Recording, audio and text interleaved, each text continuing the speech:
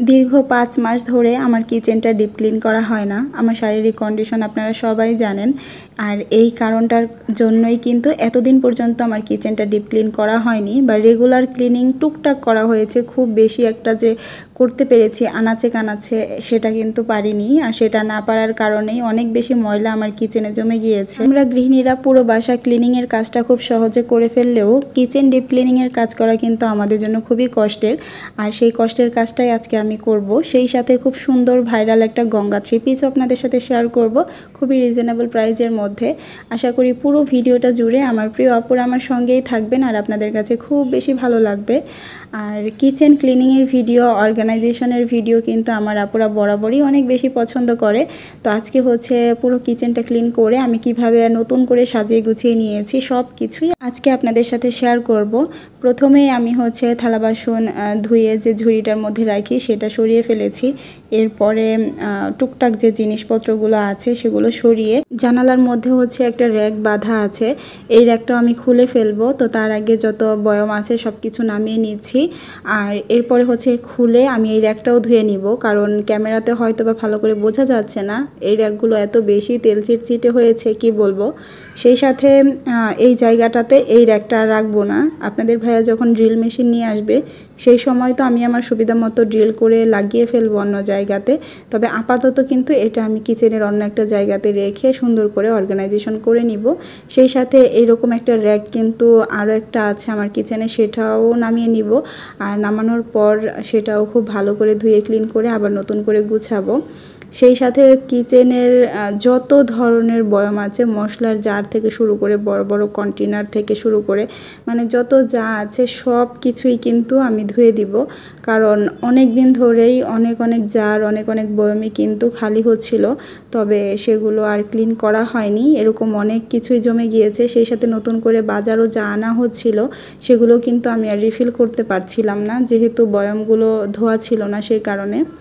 তো কাজের শুরুতেই দেখলাম ভিম লিকুইডটা শেষ হয়ে গিয়েছে, সে কারণে ভিম লিকুইডটা নিয়ে নিচ্ছি জারের মধ্যে যাতে করে কাজ করতে সুবিধা হয়।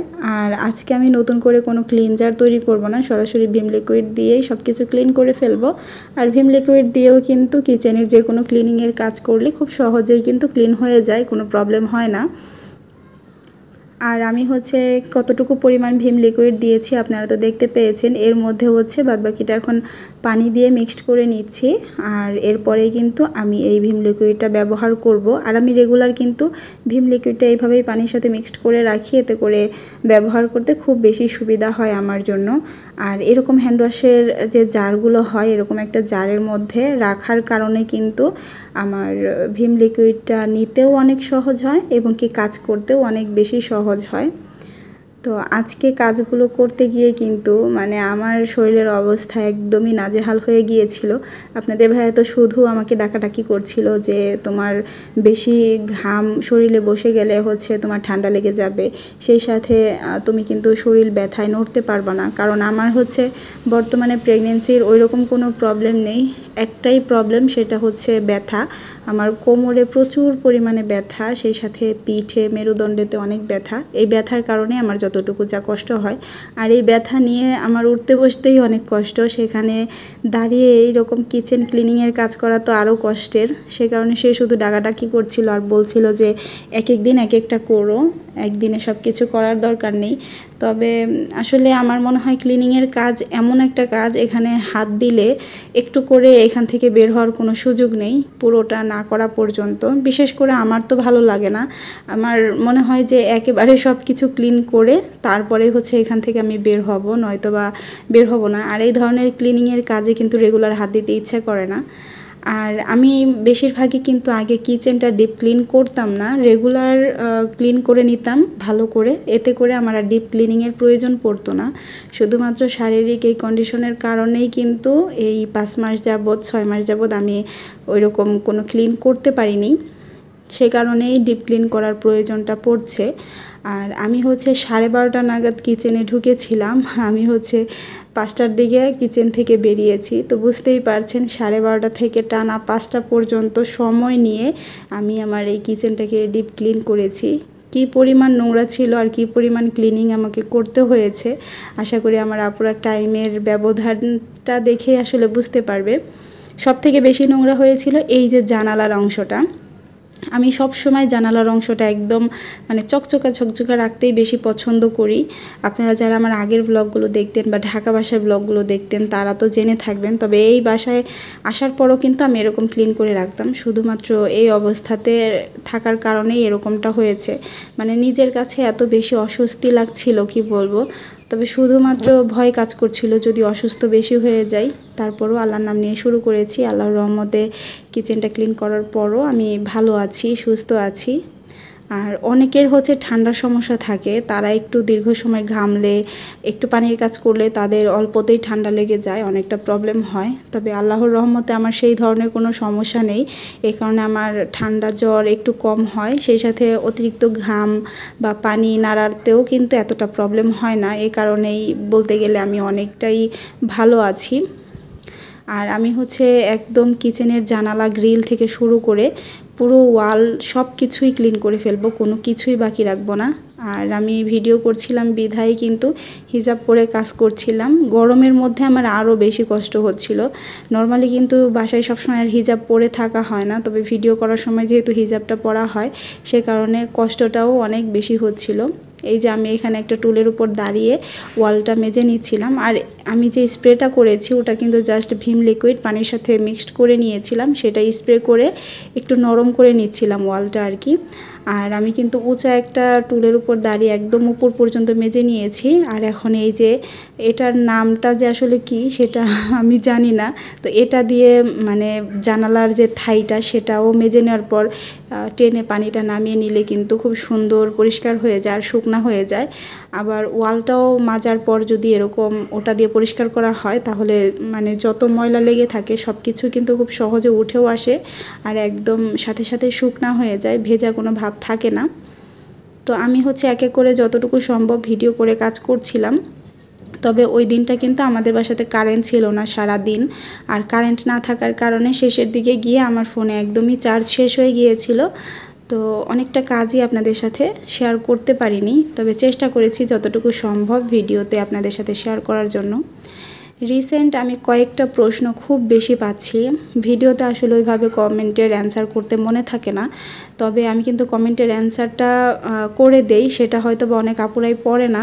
ভিডিওতে বলে দিলে আপুদের জন্য সুবিধা হয়, তবে ভিডিওতে বলতে আমার খুব একটা মনে থাকে না, এটাই হচ্ছে সমস্যা। তো আজকে বলে দিচ্ছি আমার হচ্ছে কয় মাস চলছে, এটা আপুরা অনেক বেশি জানতে চান।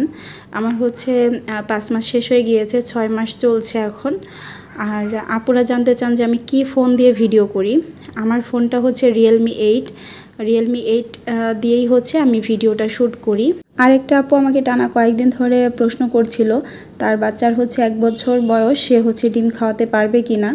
এর আগেও কিন্তু আমি অনেক আপুদের কাছ থেকে প্রশ্ন পেয়েছি যে তাদের বাচ্চাদের এত বছর বয়স, তারা এই খাবারটা খাওয়াতে পারবে কিনা, ওই খাবারটা খাওয়াতে পারবে কিনা।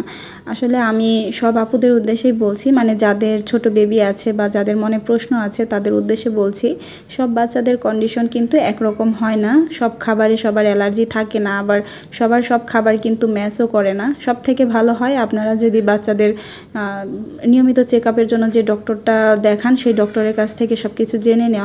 এছাড়াও কিন্তু ইউটিউবে কিডস অ্যান্ড মম চ্যানেলের যে ডক্টররা সাজেশনগুলো দেয় সেগুলো যদি আপনারা দেখেন তাহলেও আপনারা অনেকটা উপকৃত হবেন।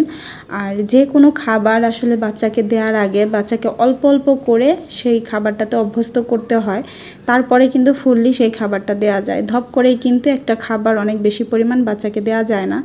যেমন ডিমের কথা যদি বলা হয়, বাচ্চাকে কিন্তু ডিমের কুসুমটা ফার্স্টের দিকে দিতে হয় অল্প অল্প করে, 1-2 বার করে মুখে দিতে হয়, দেখতে হয় কোনো র্যাশ উঠে কিনা, তারপর একটু একটু করে খাওয়াতে খাওয়াতে দীর্ঘ একটা সময় নিয়ে ফুল একটা ডিম খাওয়ানোর অভ্যস্ত একটা বাচ্চাকে করতে হয়। হুট করেই কিন্তু একটা ডিম বাচ্চাকে দিয়ে ফেলা যায় না, আবার যাদের প্রবলেম আছে তারা তো একদমই খেতে পারে না। তো এইসব বিষয় নিয়ে আপনারা ইউটিউবে সার্চ করে ভিডিও দেখবেন বিভিন্ন ডক্টরদের, তাহলে আপনাদের সুবিধা হবে। এই যে এখানে হচ্ছে যত ধরনের কন্টেনার ছিল সব আমি ধুয়ে শুকাতে দিয়েছিলাম। আর শুকাতে দিয়েছি দীর্ঘ একটা সময় কিন্তু রাখতে পারিনি। এরপর শুকনো কাপড় দিয়ে মুছে মুছে আমাকে কিন্তু জায়গার বয়ামগুলো আবার জায়গাতে রাখতে হয়েছে। আর যে বয়ামগুলো আমি আপনাদের দেখিয়েছি এর বাইরেও কিন্তু আরও অনেক অনেক কন্টেনার অনেক অনেক বয়াম কিন্তু আমি ধুয়েছি। আসলে সব তো আর ওই জায়গাটাতে জায়গা হচ্ছিল না, যতটুকু জায়গা হচ্ছিল সেগুলো রেখেছি, যেগুলো জায়গা হয়নি সাথে সাথেই কিন্তু ক্লিন করে জায়গাটা জায়গায় একদম মুছে রেখে দিয়েছিলাম। এখন কিন্তু আমি বড় একটা বক্স নিয়ে নিয়েছি আর এই বক্সের মধ্যে কিন্তু বাসায় যে নুডলসগুলো আনা ছিল সেগুলো রেখে দিচ্ছি, কারণ নুডলসের প্যাকেট থেকে একটা একটা করে নিলে কিন্তু একদম অগোছালো হয়ে থাকে জায়গাটা। সে কারণে সবগুলো নুডলস কিন্তু একবারে প্যাকেট ছিঁড়ে একটা বড় জারে নিয়ে নিলে তারপর কিন্তু জিনিসটা অর্গানাইজও থাকে এবং কি দেখতেও ভালো লাগে। আর আজকের ভিডিওটা কিন্তু বেশ অনেকটাই বড় হয়ে গেছে। আমি আপুদের কাছে আশা রাখবো আপুরা প্লিজ কষ্ট করে পুরো ভিডিওটা জুড়ে আমার সঙ্গে থাকবেন। জানি না এখন পর্যন্ত আমার কোন কোন আপুরা আমার সঙ্গে আছেন, তারপরও যারা আছেন তারা অবশ্যই পুরো ভিডিওটা জুড়ে আমার সঙ্গেই থাকবেন। সেই সাথে আপনাদের যে কোনো মতামত আমাকে ছোট্ট একটা কমেন্ট করে জানাবেন। আর যদি ভিডিওটি ভালো লাগে প্লিজ ভিডিওটিতে একটি লাইক দিয়ে দিবেন। আর চ্যানেলটিতে নতুন হয়ে থাকলে আমার চ্যানেলটি সাবস্ক্রাইব করে দিতে একদমই ভুলবেন না। কিচেনটা ক্লিনিংয়ের পরে ফাইনাল লুকটা আপনাদের সাথে শেয়ার করার আগে এখানে হচ্ছে আমি সুন্দর একটা গঙ্গা 3 পিস আপনাদের সাথে শেয়ার করে নিচ্ছি। এটা কিন্তু অনলাইনে একদমই ভাইরাল একটা 3 পিস, মোস্ট পপুলার একটা 3 পিস। আর এটা কিন্তু গঙ্গার মধ্যে এসেছে আর চুনরি প্রিন্টের, খুবই সুন্দর একটা 3 পিস। এটা বানিয়ে পরার পর যে কি ভালো লাগে, আমি তো আসলে বানিয়ে পরে আপনাদের সাথে ভিডিও শেয়ার করতে পারি না, সে কারণে হয়তো বা আপনারা প্রপারভাবে বুঝতে পারছেন না।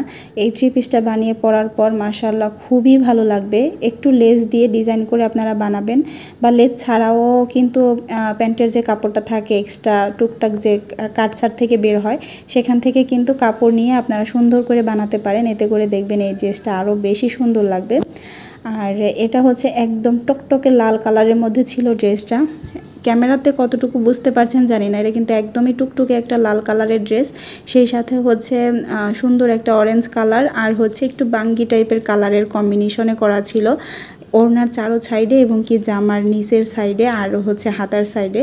ওড়নাটাও মাশাআল্লাহ এতই সুন্দর। আর এই প্রিন্টগুলো মানে সবারই পছন্দ হওয়ার মতো, যে দেখবে তারই পছন্দ হবে। আর এই ধরনের প্রিন্ট কিন্তু সবাইকেই ভালো লাগে, মানে যেই পরুক না কেন তাকেই কিন্তু ভালো লাগে।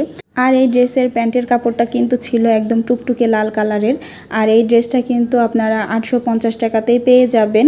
আমরা কিন্তু পুরো বাংলাদেশ হোম ডেলিভারি করে থাকি। কুমিল্লার ভিতরে ডেলিভারি চার্জ 100 টাকা আর কুমিল্লার বাইরে পুরো বাংলাদেশ ডেলিভারি চার্জ হচ্ছে 150 টাকা। তবে আমি কিন্তু কোনো অ্যাডভান্স পেমেন্ট নিয়ে থাকি না। আপনার ড্রেস হাতে পাওয়ার পরে কিন্তু ডেলিভারি ম্যানের কাছে ড্রেসের দাম সহ আপনাদের ডেলিভারি চার্জটা দিয়ে দিলেই হবে, কোনো প্রবলেম হবে না। সেই সাথে ড্রেসটা নেওয়ার জন্য কিন্তু স্ক্রিনে থাকা যে নাম্বারটা সেটাতে আপনারা কল করতে পারেন। আপনারা হচ্ছে এই নাম্বারটাতে ইমো এবং কি হোয়াটসঅ্যাপ পেয়ে যাবেন। এছাড়াও আপনারা ডিরেক্ট কল করে আমাকে ড্রেসের কথা বললেই কিন্তু হয়ে যাবে, কোনো সমস্যা নেই। আপনারা নাম ঠিকানা ফোন নাম্বার দিয়ে আমাকে হচ্ছে অর্ডারটা কনফার্ম করলেই কিন্তু আমি পরের দিন এখান থেকে ড্রেসটা পাঠিয়ে দিব। এত রিজনেবলের মধ্যে এত সুন্দর একটা ড্রেস আমি জানি আমার আপুরা মিস করবে না। আলহামদুলিল্লাহ গতদিন যে সুন্দর 3টা 3 পিসের ডিজাইন আপনাদের সাথে শেয়ার করেছিলাম বা 3টা 3 পিস শেয়ার করেছিলাম সেগুলোরও খুব ভালো একটা সাড়া পেয়েছি। তো আপনারা যারা দেখেননি, গতদিনও কিন্তু গঙ্গার 3টা ড্রেস আমি আপনাদের সাথে শেয়ার করেছিলাম খুবই রিজনেবল প্রাইজের মধ্যে এবং কি অসম্ভব রকমের সুন্দর। যারা এখনও দেখেননি তারা চাইলে কিন্তু গতদিনের ওই ভিডিওটা দেখে নিতে পারেন আর আপনাদের পছন্দ মতো ড্রেস কিন্তু অর্ডার করে ফেলতে পারেন। আর ড্রেসের কোয়ালিটি নিয়ে কোনো কথা হবে না, 100% গ্যারান্টি থাকবে। আর যথেষ্ট কাপড় দেওয়া আছে 3 পিসের মধ্যে, আপনারা যে সাইজই হন না কেন খুব সহজেই কিন্তু বানিয়ে ফেলতে পারবেন। ড্রেসের কথা বলতে বলতে এদিক থেকে কিন্তু কিচেনটাও আমার শেয়ার করা হয়ে গেছে প্রায়। তো কিচেনটা পুরোপুরিভাবে আপনাদের সাথে শেয়ার করতে না পারলেও আমি কিন্তু পুরো কিচেনটাই ক্লিন করে নিয়েছি। কিছু কিছু অংশ আপনাদের সাথে শেয়ার করলাম আর কিছু কিছু অংশ আপনাদের সাথে শেয়ার করা হয়নি। আজকের ভিডিওটা বেশ অনেকটা বড় হয়ে গেছে জানি, তারপরও ধৈর্য সহকারে যে আপুরা পুরো ভিডিওটা জুড়ে আমার সঙ্গেই ছিলেন তাদেরকে মন থেকে অসংখ্য ধন্যবাদ আর অনেক অনেক ভালোবাসা। আজকের ভিডিওটা থেকে এখানে বিদায় নিয়ে নিচ্ছি। সবাই ভালো থাকবেন। আল্লাহ হাফিজ।